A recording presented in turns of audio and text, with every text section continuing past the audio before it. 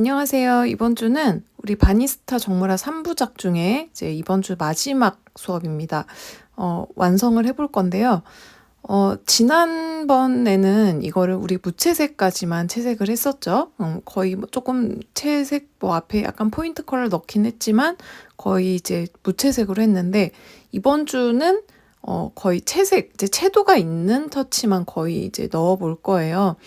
그래서 무채색보다는 이제 채도가 있는 그런 터치를 넣을 거고, 그래서 이제 지금 선생님 배경은 이번에는 약간 파란 느낌으로 이제 채색을 해볼 거고, 중반부까지는 한 색깔로 거의 다 했어요. 근데 이제 그 양 끝으로는 약간 초록이 조금 들어간 청록색 느낌으로 이제 채색을 할 거예요.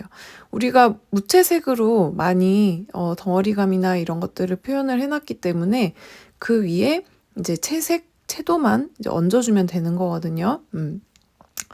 이제 물 조절은 항상 이제 잘 해야 되고요. 근데 물을 이제 할 때, 배경 같은 경우는, 좀 물이 좀 있어야 되겠죠?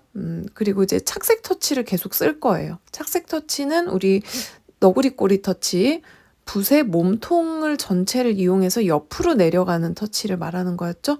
그러니까 붓을 그 손 방향하고 직각으로 잡아서 끌어내리듯이 하는 거.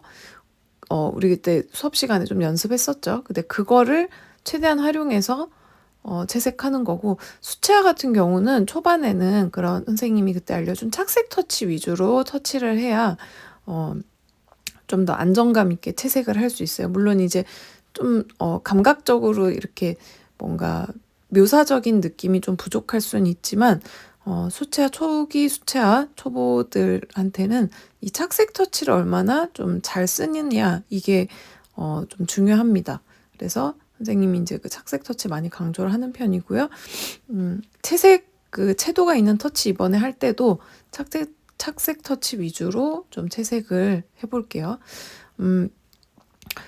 그리고 이제 여기 이제 조금 중간중간에 지금 배경에 좀 어두운 톤이 한 번 더 들어가죠. 어두운 톤 저것도 무채색은 아니고 프루시안 블루랑 인디고 같은 색깔을 조금 섞어서 어두운 색으로 이제 표현을 한 거고요. 뿔 부분이 우리가 선생님이 지금 뿔을 하고 있는데 뿔을 약간 바이올렛, 보라색으로 해보고 있어요. 하고 있는데 자세히 보면 제일 왼쪽에 가장 빛을 받는 부분 조금 남기고 채색하죠. 그러니까 수채화는 중요한 게 한 방에 다 칠한다고 생각을 하면 안 돼요. 칸 칠하기가 아니에요. 터치를 쪼개서 조금씩 터치를 쌓아주듯이 채색을 올려주는 겁니다. 퍼즐을 맞추는 것처럼 한다 그랬죠. 터치를 한 방에 그 칸을 전부 칠하는 게 아니라 조금씩 나눠서. 근데 이렇게 선생님이 칠하는 걸 보면 좀 쉬워 보이는데 막상 내가 칠하려고 하면 이게 터치를 쪼개서 칠하는 게 쉽지 않아요. 터치를 이렇게 작게 쪼개는 게 은근히 기술이거든요. 자, 지금 선생님이 하얗게 한 부분에는 약간 붉은색을 옅게 타서 핑크색처럼 저렇게 터치 색깔을 나눠서 넣어주죠. 그러니까 저렇게 좀 터치를 자꾸 쪼개줘야 돼. 수채화는 이제 진행될수록 완성 단계에 가까워질수록 가장 중요한 건 터치가 작아져야 돼요.